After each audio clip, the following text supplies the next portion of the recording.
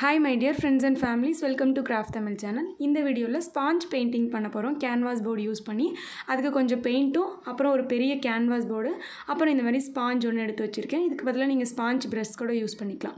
இப்போ பெயிண்டிங் எப்படி பண்றதுன்னு ஸ்டார்ட் பண்ணிடலாம். அதுக்கு முன்னாடி நம்ம சேனலை நீங்க சப்ஸ்கிரைப் பண்ணாம பார்த்துட்டு இருக்கீங்கன்னா சப்ஸ்கிரைப் பண்ணி வச்சுக்கோங்க. உங்களுக்கு பிடிச்ச மாதிரி நிறைய இன்ட்ரஸ்டிங்கான வீடியோஸ்லாம் நம்ம சேனல்ல பார்க்கலாம். ஓகே, இப்போ இந்த கேன்வாஸ் போர்டுக்கு மேல இருக்கிற ஷீட் ரிமூவ் பண்ணியாச்சு. இந்த கேன்வாஸ் போர்டோட சைஸ் பாத்தீங்கன்னா 30 x 40 ஓகேவா. அவ்வளோ பெருசு சென்டிமீட்டர் வந்து மேலே சைடு வந்து 30 இருக்கும் அகலத்தில், லென்த்தில் பார்த்தீங்கன்னா 40 சென்டிமீட்டர், அவ்வளோ பெருசாக இருக்கும். நான் வந்து வீடியோ கொஞ்சம் தூரமாக காமிச்சிருக்கேன், அதனால் உங்களுக்கு சின்னதாக தெரியலாம். நல்லா பெருசாக இருக்கிற ஒரு கேன்வாஸ் போர்டு தான். அப்படி உங்ககிட்ட கேன்வாஸ் போர்டு இல்லைனா நார்மல் ஷீட்டில் கூட நீங்கள் இந்த ஆர்ட்டை ட்ரை பண்ணலாம். சின்ன ஷீட்டில் கூட ட்ரை பண்ணலாம். A4 சைஸ் இருக்கும்ல, அந்த பேப்பரில் கூட நீங்கள் ட்ரை பண்ணலாம். ஓகே, நிறைய பேர் பெயிண்டிங் வீடியோ கேட்டனால நான் இந்த ஐடியா ஷேர் பண்ணியிருக்கேன். கொஞ்சம் சிம்பிளாக தான் இருக்கும், பார்க்குறதுக்கும் கொஞ்சம் லுக்காக இருக்கும். ஓகே, நெக்ஸ்ட் வந்து பார்த்திங்கன்னா பெயிண்டிங் எல்லாம் எடுத்துக்கலாம். எல்லோ கலர், அப்புறம் ஆரஞ்சு கலர், கொஞ்சம் ஒயிட் கலர், இது மூணுத்தையும் சேர்த்த மாதிரி நான் வந்து ஒரு பேலட்டில் எடுத்து வச்சுருக்கேன். இப்போ வந்து ஸ்பாஞ்ச் எடுத்துகிட்டு அதில் டிப் பண்ணி நம்ம வந்து அந்த கேன்வாஸ் போர்டுக்கு கீழே டிப் பண்ண போகிறோம்.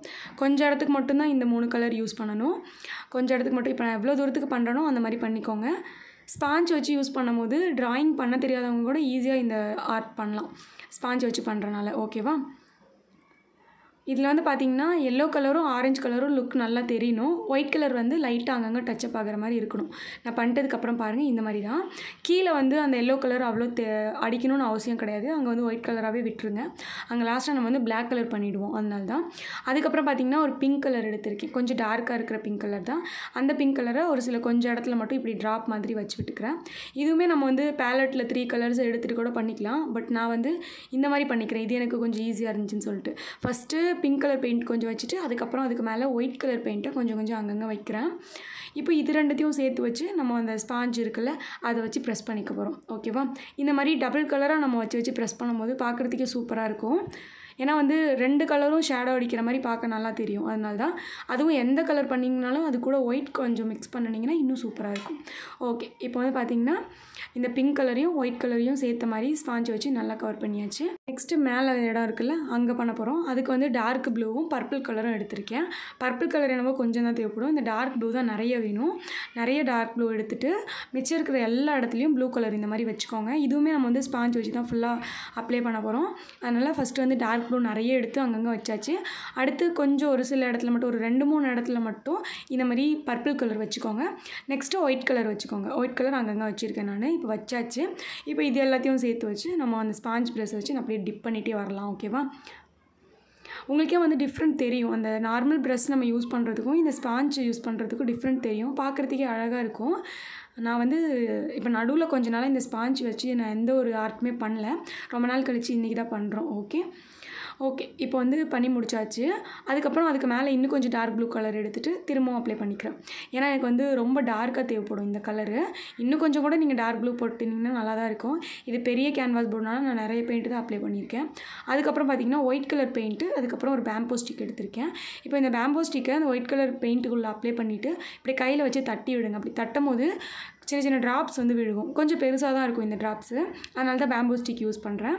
இந்த மாதிரி கொஞ்சம் இடத்துல இந்த மாதிரி தட்டி விட்டுட்டிங்கன்னா ஒயிட் கலர் ட்ராப்ஸ் கிடைக்கும். அதுக்கப்புறம் திரும்பவும் இந்த மாதிரி ஒரு ப்ரஷ் எடுத்துக்கோங்க. இது வந்து டூத் ப்ரஷ் தான். அந்த ப்ரஷ் எடுத்துகிட்டு அதுலேயும் வந்து ஒயிட் கலரை டிப் பண்ணிவிட்டு இந்த மாதிரி தேய்ச்சி விடுங்க. நான் அந்த பாட்டிலே தேய்ச்சி விட்டுட்டேன்.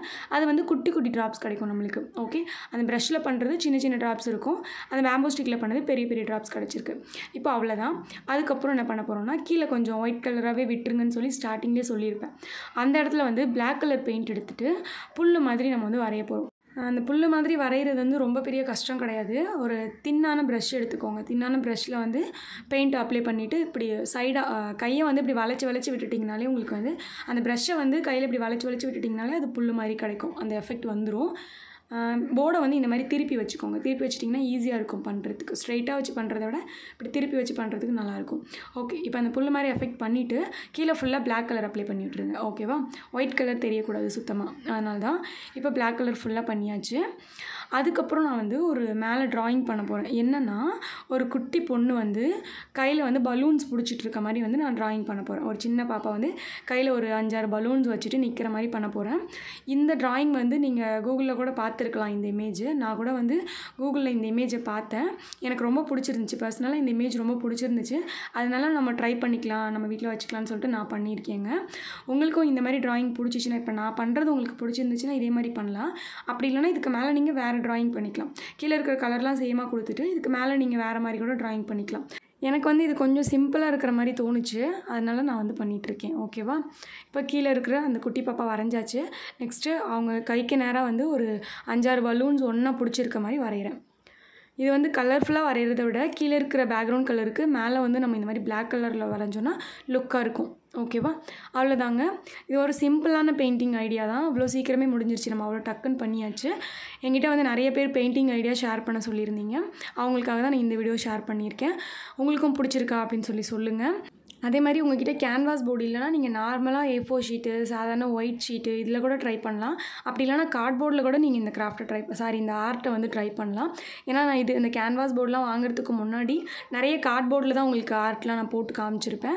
கார்ட்போர்டில் வந்து கலரிங் பண்ணிவிட்டு கூட இந்த மாதிரி ஆர்ட் நீங்கள் பண்ணலாம். இதை வந்து நீங்கள் வாலில் ஒட்டி விட்டுட்டிங்கன்னா அழகாக இருக்கும். டபுள் சைட் டேப் போட்டு ஒட்டிக்கலாம். இந்த கேன்வாஸ் போர்டு வந்து நான் டபுள் சைட் டேப் போட்டு வாலில் ஒட்டலை. அதனால தான் அந்த ஒரு வீடியோ நான் உங்களுக்கு ஷேர் பண்ணல. இது வந்து பெரிய ஷெல்ஃப் மாதிரி ஒரு இடம் இருக்கும். அந்த இடத்துல நான் வந்து இதை வச்சுக்கலாம் அப்படின்னு சொல்லிட்டு அதுக்காக அப்படியே விட்டுட்டேன். நீங்கள் வேணும்னா பின்னாடி டபுள் சைட் டேப் போட்டுட்டு அங்கே வந்து ஒட்டிக்கோங்க. ஓகே, அவ்வளோதான். ரொம்ப சிம்பிளான ஒரு பெயிண்டிங் ஐடியா தான். உங்களுக்கும் பிடிச்சிருக்கும்னு நினைக்கிறேன். யூஸ்ஃபுல்லாக இருந்துச்சுன்னா லைக் பண்ணுங்கள். அண்ட் வந்து நம்ம சேனலை சப்ஸ்கிரைப் பண்ணாமல் பார்த்துட்ருக்கீங்கன்னா சப்ஸ்கிரைப் பண்ணி வச்சுக்கோங்க. நெக்ஸ்ட் ஒரு வீடியோவில் பார்க்கலாம். Bye bye by.